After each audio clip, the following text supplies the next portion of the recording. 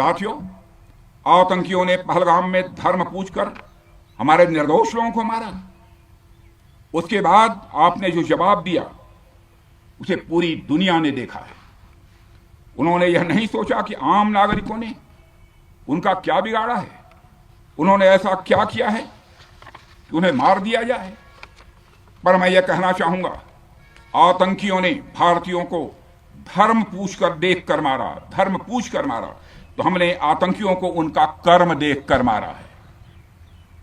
उन्होंने धर्म देखकर बेगुनाहों की जान ली। यह पाकिस्तान का कर्म था, हमने कर्म देखकर उनका खात्मा किया। यह हमारा भारतीय धर्म है। एक रक्षा मंत्री के रूप में मुझे आप सबको बेहद नजदीक से वर्षों से जानने का और समझने का अवसर मिला है। मैं आपके साहस और पराक्रम को तो जानता ही हूं, साथ ही साथ पहलगाम जैसी घटना के प्रति आपके गुस्से को भी मैं अच्छी तरह जानता हूं। साथियों, मुझे पता है कि पहलगाम के बाद आपके अंदर गुस्सा था, पूरे देश के अंदर गुस्सा था। मुझे पता है कैसा महसूस होता है जब धमनियों में बह रहा रक्त बेकाबू होने लगे। और मुझे इस बात की खुशी भी है कि आपने अपने गुस्से को सही दिशा देते हुए बड़ी बहादुरी और सूझबूझ के साथ पहलगाम का बदला लिया है। रही बात पाकिस्तान की, तो उसकी बात ही क्या करूं आपसे।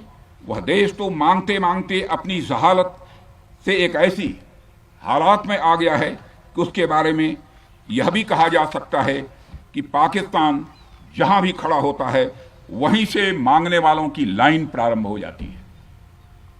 अभी आपने सुना ही होगा कैसे वह फिर एक बार इंटरनेशनल मॉनेटरी फंड IMF के पास कर्ज मांगने गया। वहीं दूसरी तरफ हमारा देश है कि हम आज उन देशों की श्रेणी में आते हैं जो IMF को फंड देते हैं ताकि IMF गरीब देशों को कर्ज दे सके। ऐसी स्थिति में हमारा यह भारत है। रामचरितमानस में स्वामी तुलसीदास जी ने लिखा है, जहां सुमतितः संपत्ति नाना, जहां कुमतितः विपत्ति निदाना। यानी जहां सुमति होती है, अच्छी नीतियां होती हैं, वहां सुख और समृद्धि होती है, और जहां कुमति होती है, बुरी मति होती है, केवल दूसरों के हित की भावना होती है, वहां तरह तरह की विपत्तियां स्वाभाविक रूप से आती ही हैं। पाकिस्तान जिसका जीता जागता यह उदाहरण है। साथियों, भारत के बारे में पूरी दुनिया यह बात जानती है कि हमने हमेशा शांति को प्राथमिकता दी है।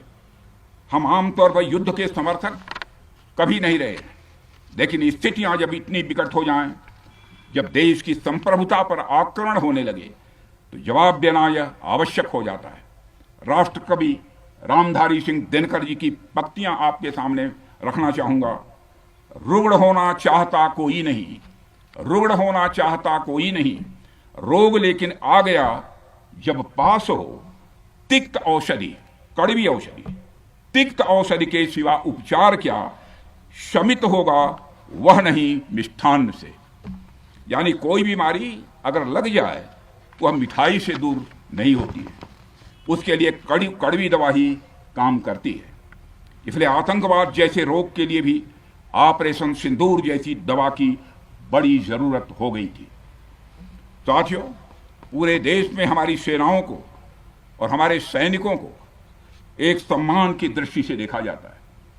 एक सशक्त राष्ट्र वही होता है जो अपनी सेनाओं को सम्मान के साथ साथ आधुनिक हथियार और साजो सामान भी दे जिसकी उसे जरूरत है। मुझे गर्व है कि आज प्रधानमंत्री जी के नेतृत्व में सरकार हमारी सेनाओं के लिए यह सब सारा काम कर रही है। हमने यह सुनिश्चित किया है कि हमारी सेनाएं हर परिस्थिति के लिए तैयार रहें।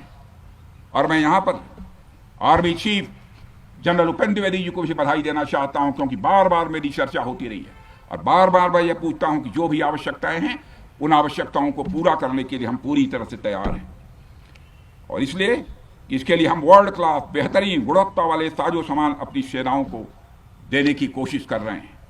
आज आधुनिक राइफल्स, मिसाइल डिफेंस शील्ड और ड्रोन्स जैसी नई पीढ़ी के कई इक्विपमेंट को तेजी से भारत में ही बनाया जा रहा है।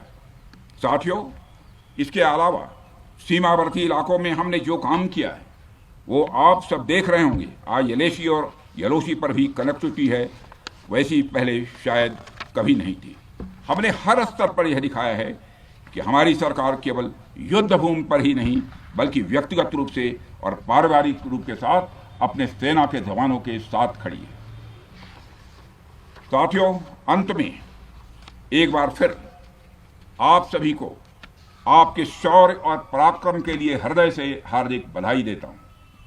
मैं आपको यह आश्वासन देता हूं कि हमारे प्रधानमंत्री जी के नेतृत्व में देश की सरकार और देश की जनता हर कदम पर, हर स्थिति में आपके साथ कंधे से कंधा मिलाकर खड़ी है।